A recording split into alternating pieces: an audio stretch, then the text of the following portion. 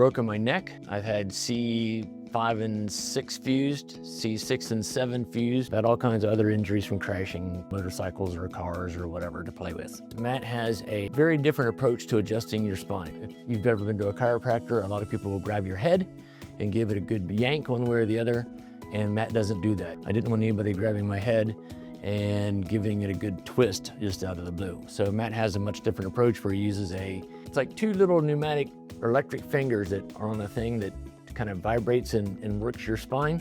And that is a lot better, and it's given me a lot better results.